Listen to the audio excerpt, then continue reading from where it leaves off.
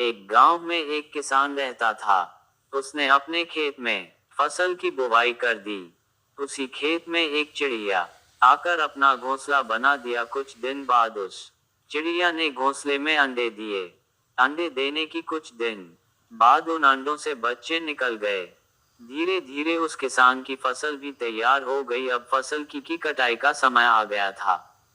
एक दिन किसान खेत में आया और बोला, मैं कुछ आदमियों को अपने खेत की कटाई के लिए कल भेज दूंगा, जो सारे फसल को काट कर मेरे घर ला देंगे।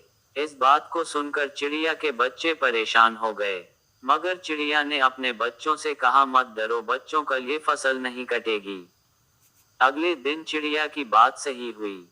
फसल नहीं कटी। किसान फिर खेत में आया और उसने कहा, मैं अपने कुछ दोस्तों को कल भेजकर फसल को पक्का कटवा दूंगा।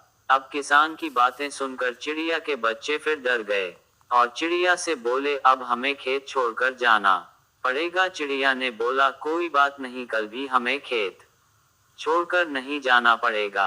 अगले दिन उस किसान के दोस्त खेत की कटाई के लिए नहीं है। किसान शाम को खेत में फिर आया और कहा, अब कल मैं खुद आऊंगा अपने खेत की कटाई करने के लिए। ये सुनते ही चिड़िया अपने बच्चों से बोली, बच्चों अब हमें खेत छोड़कर जाना पड़ेगा। तब बच्चों ने चिड़िया से पूछा, आप इतने विश्वास के साथ कैसे कर सकती हैं कि हमें खेत छोड़कर जाना पड़ेगा। तब चिड़िया ने कहा, पहले किसान दूसरों पर निर्भर था, इसलिए उसका कार्य सही समय पर नहीं हुआ। लेकिन अब वह खुद ही अपना काम करेगा और सही समय पर कर लेगा।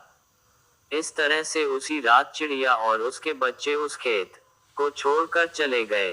दोस्तों, इस कहानी से हमें यही सीख मिलती है कि हमें अपना कार्य खुद ही करना चाहिए। दूसरों पर निर्भर रहकर हमें सिर्फ धोखा ही मिलता है।